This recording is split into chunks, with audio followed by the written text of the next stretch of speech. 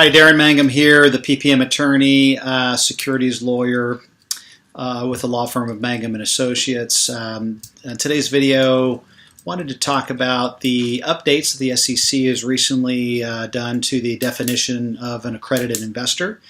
Now, normally this probably would be great news if it had any real meaningful significance to small investors, like if they expanded. When they were looking at expanding the definition of accredited investor, obviously a lot of people were hopeful that they would consider, including professionals, people that had, significant college degrees or significant, in other words, people that would normally be considered a sophisticated investor, one that, could probably look after their own interests, that those would be included in the definition. Unfortunately, the new rules sort of fell short of that. They did leave the door open in the future for possible those sort of exceptions. So yeah, if you're a PhD economist at Stanford, for example, and you don't happen to be an accredited investor, but you're pretty smart and you know the markets like the back of your hand, no, you're not accredited. Sorry, you can't. So you can't participate in a accredited investor only type offering, like under Rule 506C, for example, right? So, again, so so the changes aren't too much to get excited about. I thought I'd at least give you the update on that.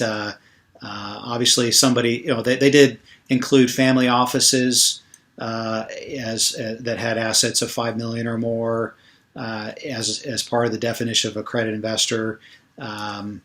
Also insiders, if you work for a hedge fund or if you're an insider in a hedge fund, now you're deemed to be accredited. Now, I mean, for funds, the private funds, that certainly could open up a number of new additional people that they may not have already had. But I mean, again, when you're looking at in the United States, for example, out of 300 million people, 300 million plus people population, and maybe 700 in that range, 700,000 estimated to be fall within the definition of accredited investor.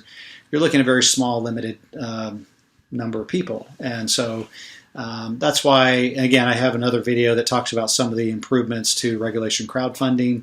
To allow more and more smaller investors to participate in a private placement memorandum offering, and so, but yeah, so just that's just a brief update on the definition of accredited investor changes. And the good news is they're again looking at some of the existing definition remains unchanged, a net worth of $1 million. Some people were fearful, maybe they'll bump it higher, right, to even exclude more people. But I think that's not the trend. The trend is, at least from our vantage point in the securities law industry, it seems like the consensus is to try to streamline the securities laws, make it more accessible to investors, not try to restrict it as it has been for decades. But anyway.